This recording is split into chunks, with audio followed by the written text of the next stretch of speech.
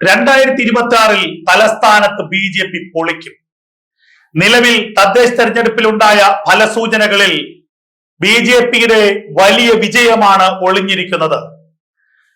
തലസ്ഥാന കോർപ്പറേഷനിൽ വോട്ടുകൾ ഏറ്റവും അധികം നേടിയത് CPM ആണ് എന്ന് CPM അവകാശപ്പെടുന്നുണ്ട്.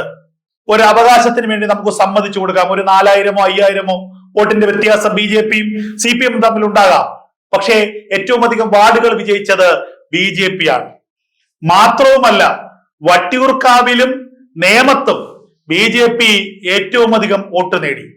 കഴക്കൂട്ടത്ത് 2ാം സ്ഥാനം വന്നു. ഇനി മനസ്സിലാക്കേണ്ടത് തദ്ദേശ തെരഞ്ഞെടുപ്പിന്റെ വോട്ടിംഗ് സ്വഭാവമല്ല. ഇനി നിയമസഭയിലേക്ക് വരുമ്പോൾ സ്ഥാനാർത്ഥികൾ മാത്രമല്ല, പാർട്ടിയെ, തങ്ങളെ ഭരിക്കാനിരിക്കുന്ന സർക്കാരിനെ ഒക്കെ പരിഗണിച്ചുകൊണ്ടാണ് ജനങ്ങൾ വോട്ട് ചെയ്യുന്നത്. ലോക്സഭയിലേക്കും അതിന് സമാനമായ വോട്ടിംഗ് തന്നെയാണ്. അതുകൊണ്ടാണ് കഴിഞ്ഞ ലോക്സഭാ തെരഞ്ഞെടുപ്പിൽ തിരുവനന്തപുരം നഗരം ഒന്നാകെ BJPക്ക് ഒപ്പം നിന്നത്. തിരുവനന്തപുരം നഗരത്തിലെ ജനങ്ങളൊക്കെ തന്നെ വികസനത്തിന് വേണ്ടി, നരേന്ദ്രമോദിക്ക് വേണ്ടി വോട്ട് ചെയ്തു.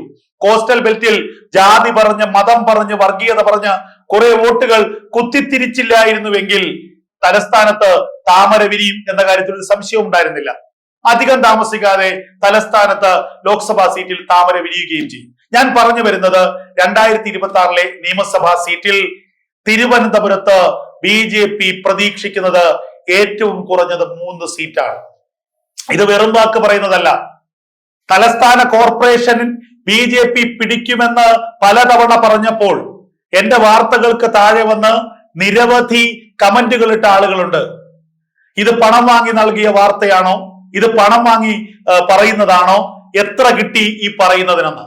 പക്ഷേ കൃത്യമായി ഗ്രൗണ്ട് റിയാലിറ്റി അറിഞ്ഞുകൊണ്ട്, ആളുകളുമായി സംസാരിച്ചുകൊണ്ട്, കഴിഞ്ഞ കുറെ കാലങ്ങളായി നടത്തിയ 10, 18, 19 വർഷങ്ങളായി നടത്തിയ മാധ്യമ പ്രവർത്തനത്തിന്റെ അടിസ്ഥാനത്തിൽ പല ആളുകളുമായി സംസാരിച്ചാണ് അത്തരമൊരു കൺക്ലൂഷനിലേക്ക് ഞാൻ എന്റെ വാർത്തയെ കൊണ്ടുചെന്ന് എത്തിച്ചത്.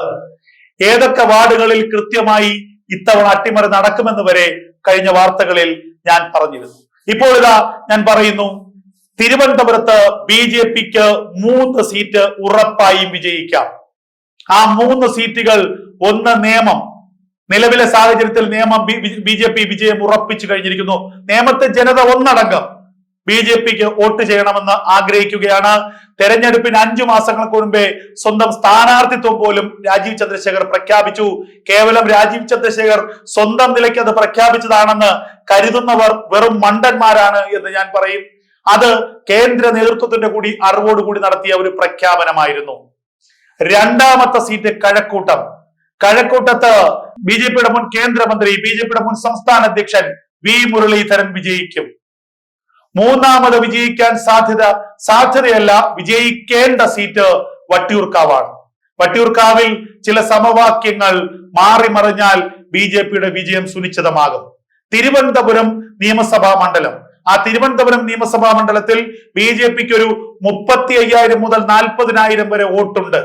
ആ 35,000 മുതൽ 40,000 വരെ വോട്ട് ഒരു അപ്രതീക്ഷിതമായ സ്ഥാനാർത്ഥിയെ നിർത്തുകയും ന്യൂനപക്ഷ ക്രൈസ്തവ വോട്ടുകൾ ഒരു വലിയ ശതമാനം BJPയിലേക്ക് ആകർഷിക്കുകയും ചെയ്താൽ, അതുമാത്രവുമല്ല കോസ്റ്റൽ ഏരിയയിൽ നിർമ്മല സീതാരാമനെ പോലെയുള്ള ആ കോസ്റ്റൽ ഏരിയയെ കൂടുതൽ അടുപ്പിക്കാൻ കഴിവുള്ള നേതാക്കളുടെ സാന്നിധ്യം കൂടി ഉണ്ടായാൽ ചിലപ്പോൾ തിരുവനന്തപുരം സീറ്റും മറിഞ്ഞാലും അത്ഭുതപ്പെടാനില്ല.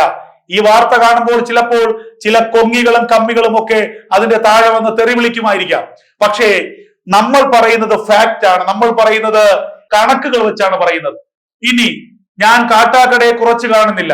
കൃത്യമായി BJPക്ക് 40,000 പ്ലസ് വോട്ടുള്ള ഒരു നിയമസഭാ മണ്ഡലമാണ്.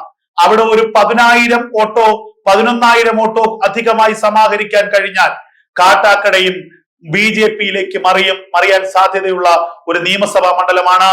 തിരുവനന്തപുരം ജില്ല 2026 തെരഞ്ഞെടുപ്പിൽ BJPയുടെ തുറുപ്പു ചീട്ടാകും.